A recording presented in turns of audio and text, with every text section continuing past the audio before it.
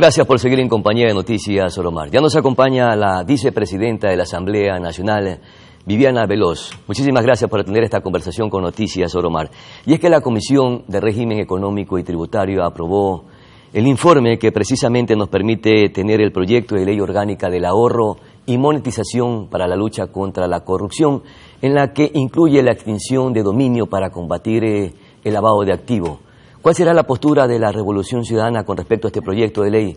Buenos días, bienvenida. Buenos días, un abrazo, gracias por este espacio de entrevista.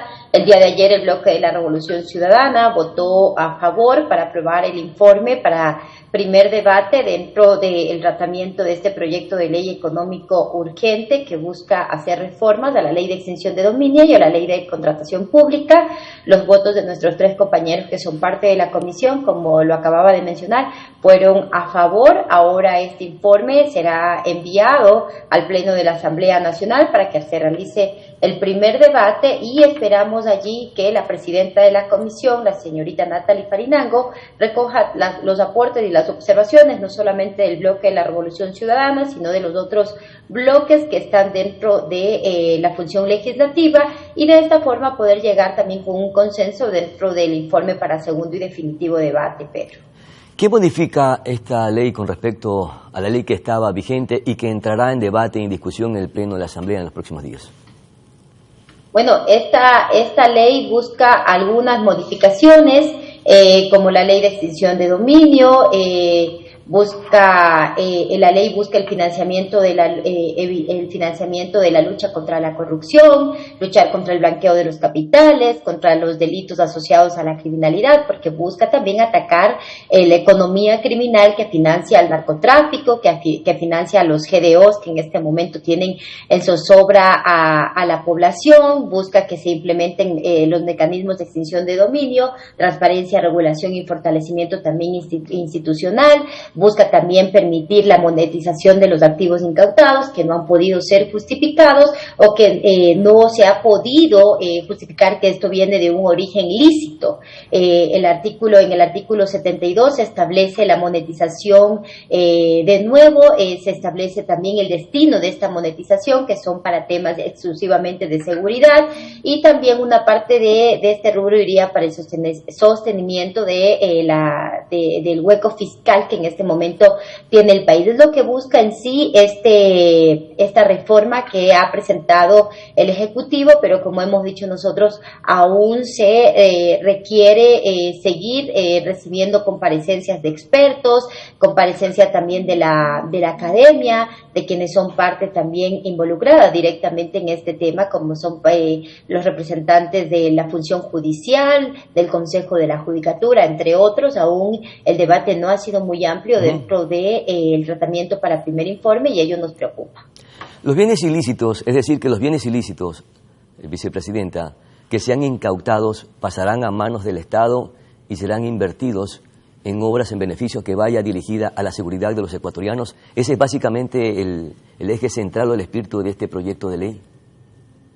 Ese es el espíritu en sí de este proyecto de ley económico urgente. Tiene como sí, es un proyecto de ley económico urgente que ya por eso se lo está tratando dentro del tiempo que establece la ley orgánica de la función legislativa, 30 días, y como lo decía, esta ley tiene como finalidad el ahorro y la monetización de los activos que han sido incautados y que no pueden ser o que no han podido ser justificados o no son o no vienen de un origen lícito, y que incluso este dinero se lo va a utilizar, estos bienes que se incauten, tanto propiedades como también dinero que se encuentra dentro de los bancos o de alguna institución financiera de nuestro país, será utilizado para la lucha contra la corrupción, para luchar contra la inseguridad, pero también para evitar el blanqueo de capitales y los delitos asociados a la criminalidad. Ese es el espíritu de este proyecto de ley. Ahora vamos a debatirlo en el Pleno y, como lo acababa de mencionar, los votos de la Revolución Ciudadana fueron a favor dentro de este primer informe.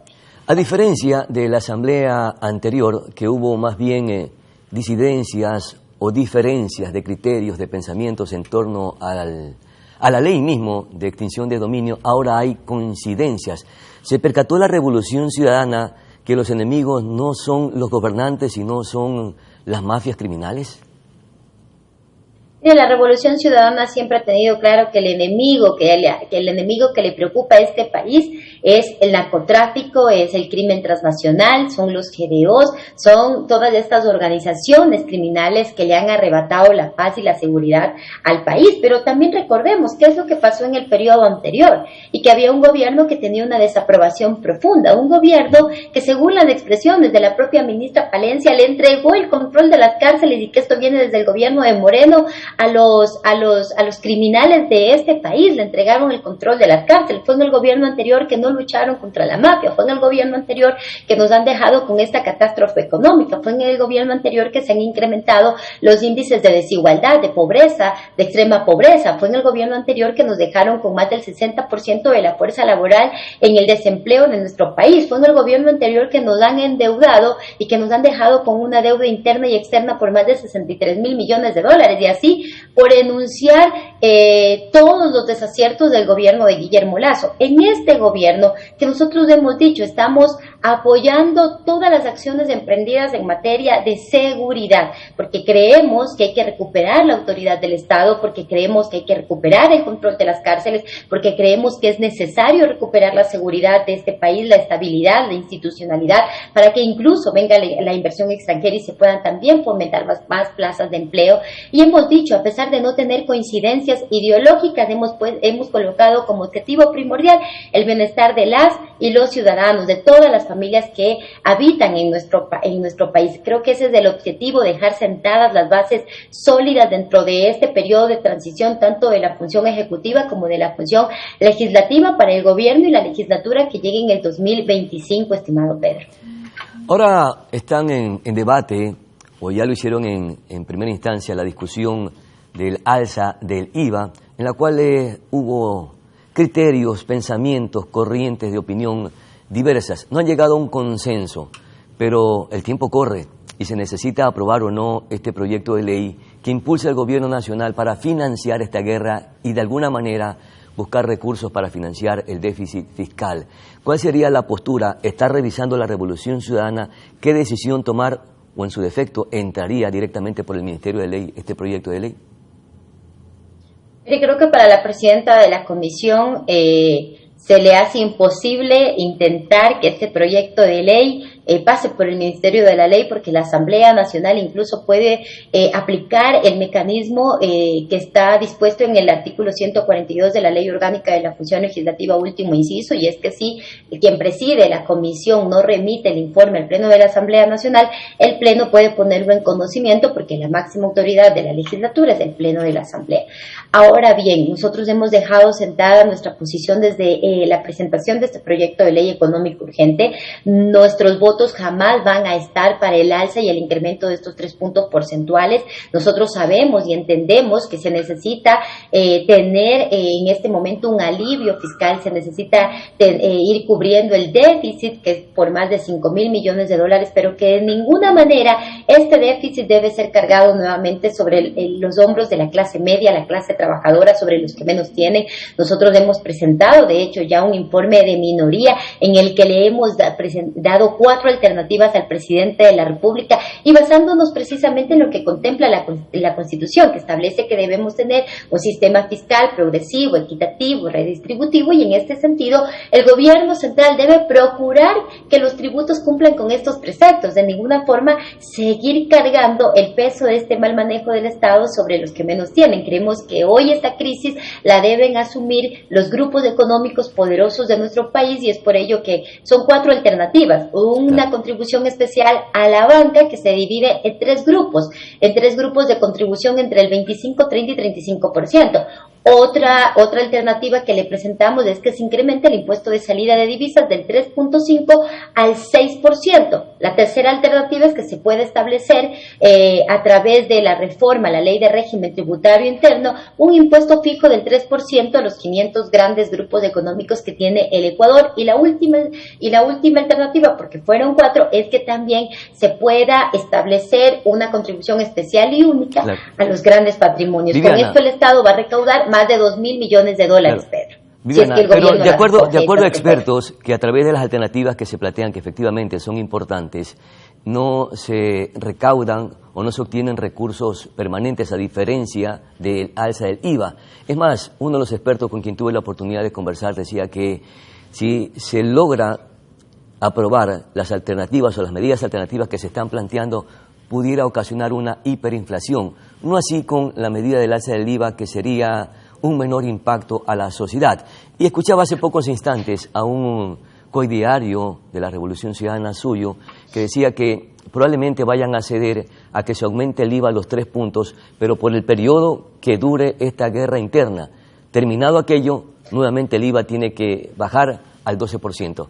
Esas voces o esas corrientes o esas voces que se escuchan alrededor, al interno de Revolución Ciudadana, ¿se está generalizando o solamente son voces esporádicas? Mire, aquí las únicas voces oficiales es el pronunciamiento de nuestro compañero Rafael Correa, expresidente de la República y presidente honorífico del Movimiento de la Revolución Ciudadana, de nuestra compañera Luisa González, presidenta del movimiento, y de quien le habla Viviana Veloz en calidad no de vicepresidenta de la Asamblea, sino de coordinadora, jefa de bloque de la Revolución Ciudadana, y nuestros compañeros de bloque. Todos hemos asumido una misma posición, que no va a tener nuestros votos para incrementar. O sea, esa postura será tajante, será radical. No van a ceder absolutamente nada. ¿Y qué pasará con el pacto que mantienen, ese pacto, ese acuerdo que mantienen con el gobierno nacional? ¿Se podrá venir abajo probablemente? Mire, nuestra postura es una postura firme que está del lado de la gente, que está del lado de los ciudadanos, porque al incrementar el IVA va a causar una contracción económica, contracción que no ha sucedido porque gracias a Dios hemos recibido, el Ecuador recibió el año anterior más de 5.000 millones de dólares producto de las remesas que envían nuestros migrantes. Entonces no es que incrementar estas contribuciones especiales va a causar una superinflación. Eso dicen los poderosos de este país, que no les gusta pagar impuestos, que les encanta evadir, eludir, y que según la CEPAL incluso el Ecuador ha sufrido más de 7.000 millones de dólares en pérdidas producto de la evasión tributaria de los grupos económicos que tiene el Ecuador. Ahora bien, con respecto a la mayoría que en este momento se acaba de hablar, yo no le llamaría un pacto, esto es un acuerdo legislativo que se conformó para que dentro de la Asamblea Nacional haya gobernabilidad, que no significa lo mismo que cogobernar. La Revolución Ciudadana jamás se va a hacer responsable de los aciertos y los desaciertos de este gobierno. Como lo he dicho, reiteramos nuestra postura de apoyar todas las acciones emprendidas en materia de seguridad, pero eso no es un cheque en blanco para que el gobierno pretenda encarecer y endurecer la vida de las y los ciudadanos de nuestro país, y que de ninguna manera afectaría este diálogo legislativo, este puente que hay entre la función ejecutiva y la función legislativa. Aunque se quieran distanciar con un pacto, probablemente los incorpora como un proceso de cogobernabilidad con el oficialismo. En todo caso, ¿cuál es la situación del país? Es delicada, grave y compleja, y está en la responsabilidad no solamente del Ejecutivo, y tampoco hay que distanciarse de los problemas del país. Los miembros de la Asamblea Nacional también tienen que asumir sus responsabilidades. El país tiene un presupuesto desfinanciado en más de 10.000 millones de dólares, mi querida vicepresidenta, con una deuda externa que bordea los 70.000 millones de dólares y un déficit fiscal que está por sobre los 5.000 millones de dólares, con una proyección de incrementarse a 8.000 millones de dólares. Y están los asambleístas también buscar soluciones junto con el Ejecutivo para cubrir este hueco fiscal, todas estas deudas, y también enfrentar esta deuda con recursos. Si ustedes no lo hacen, entonces, ¿quién los va a hacer? El compromiso también es de ustedes, no deben derruir esta responsabilidad, asambleísta. No solamente la responsabilidad del presidente. Pedro, nosotros no estamos eludiendo ninguna responsabilidad, tanto es así que la Asamblea en este momento tiene más del 62% de aceptación y de aprobación de los ciudadanos, lo puede revisar en las encuestas. La Asamblea Nacional en 2 meses de trabajo ha aprobado 10 proyectos de ley, entre ellos 2 proyectos de ley económicos urgentes para que el gobierno pueda tener a través de la recaudación de estos económicos urgentes más de 1.000 millones de dólares. La Asamblea ha aprobado también proyectos de ley en materia de seguridad, y esta Asamblea Nacional y el bloque de la Revolución Ciudadana están conectados con las necesidades de los ciudadanos, pero estar conectados también nos hace ver mucho más allá, ver esa visión de los ciudadanos que viven en este momento, la condición de pobreza. En Ecuador existen en este momento más de 5 millones de pobres que viven con menos de $3 al día, más de 2 millones de personas que han condenado a vivir en extrema pobreza que sobreviven con menos de $1.75 al día.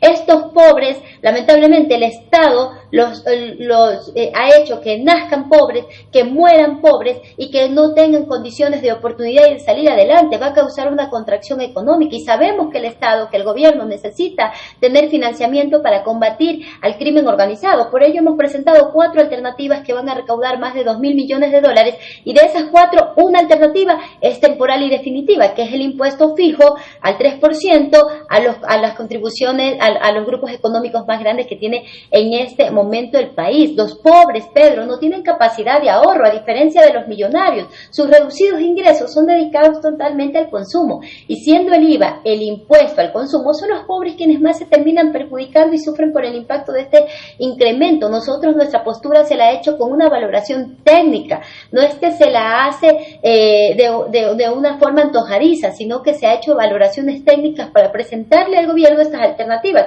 Incluso el gobierno, dentro del informe de mayoría, ha colocado 2 de estas propuestas que fueron mías originalmente: incrementar el impuesto, esta contribución especial a la banca, y también el impuesto de salida de divisas, que por cada punto porcentual que se incremente, y que también es un impuesto fijo, también es fijo, no es que solamente es momentáneo. Perfecto. El Estado va a recaudar por cada punto porcentual más de $260 millones. Son alternativas que le hemos dado de forma responsable, porque somos una oposición responsable, demócrata, que respeta incluso los criterios de todas y todos. Y esperamos que no se afecte efectivamente a la población, sobre todo a la clase media y a la clase más pobre de nuestro país, y que se resuelvan estas situaciones pensando en el bienestar de todos los ecuatorianos para combatir esta guerra que también tiene preocupado al país. Muchísimas gracias, mi querida vicepresidenta Viviana Veloz, por atender esta conversación con Noticias Oro Mar.